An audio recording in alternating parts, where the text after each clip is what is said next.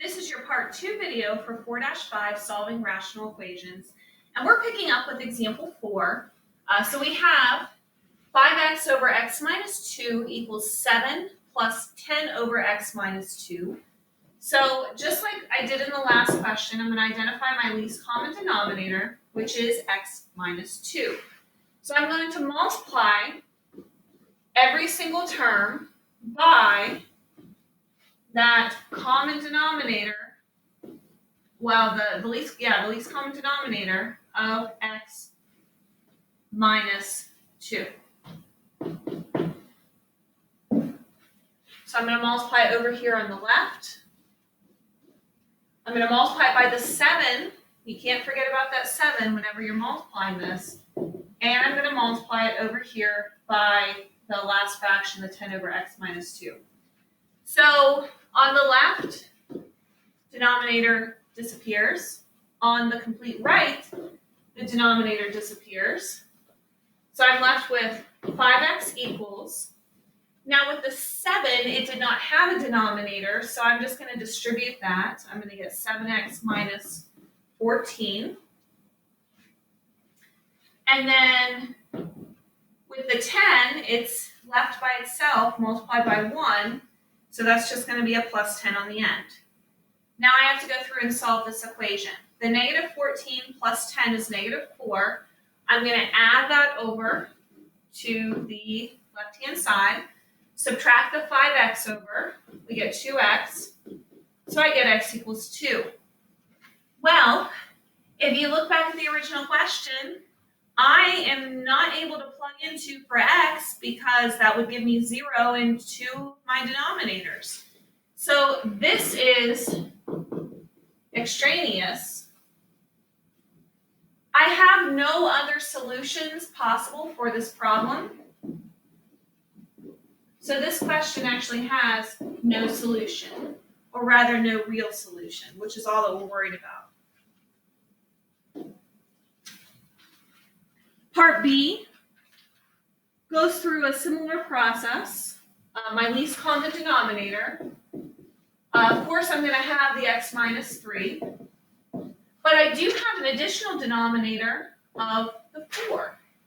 Because that last fraction there is x over 4. So I do have to consider 4 as part of my least common denominator. So now I'm going to go through and multiply everything.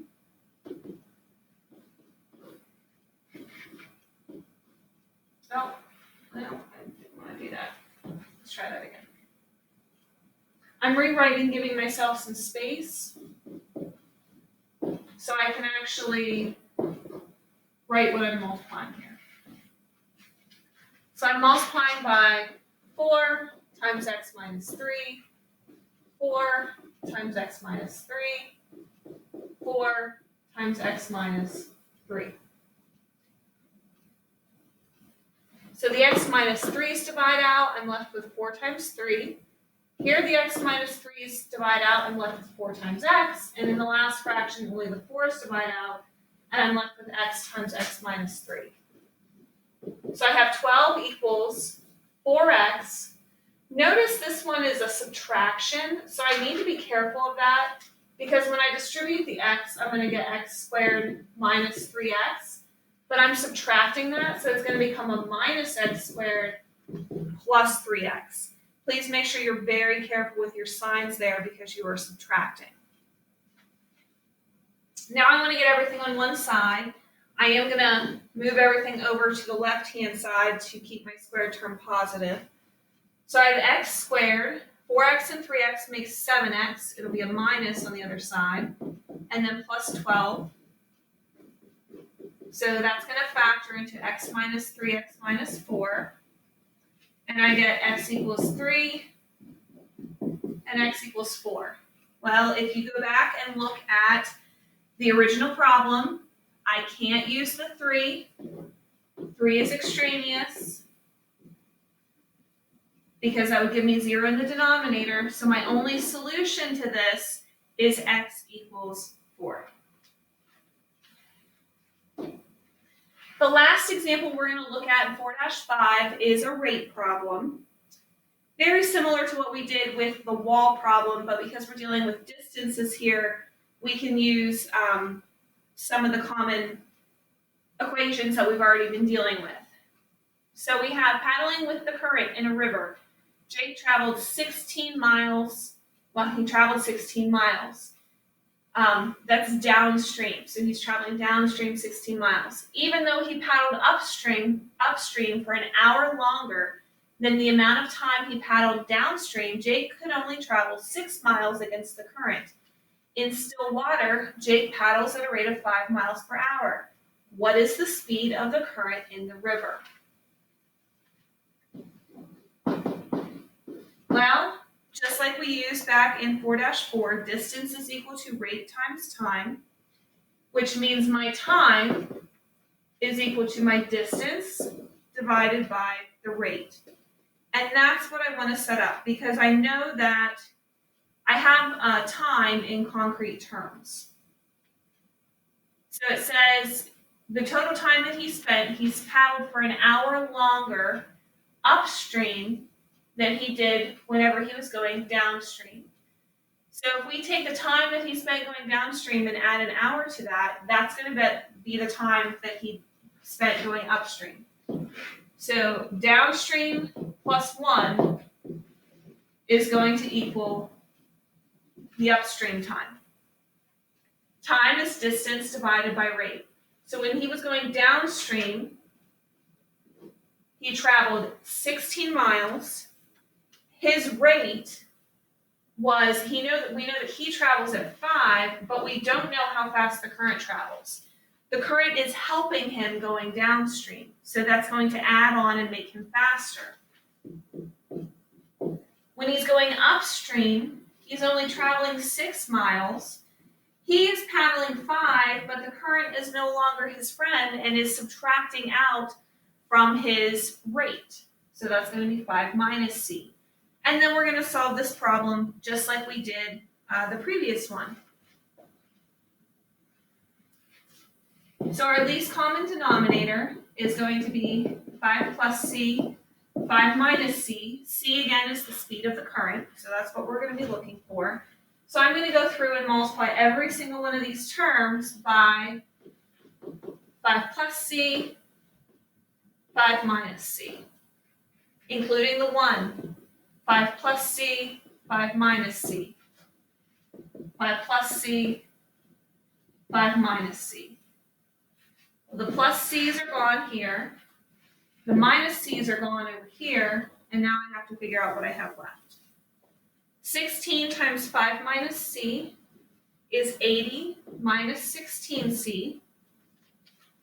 5 plus c times 5 minus c times 1 is 25 minus c squared. And then 6 times 5 plus c is 30 plus 6c. Now to solve this, I have to get everything on one side. With my c squared term being negative, I'm actually going to move everything over to the right-hand side. So negative 16c plus 6c is going to be a 22c. 80 and 25 are 105, and I'm going to subtract that. So when I subtract that from the 30, I get minus 75.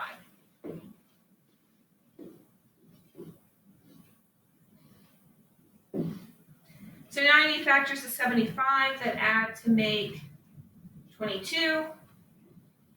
That is going to be, that's not the right thing. Try that again. That is going to be a plus 25 and minus 3.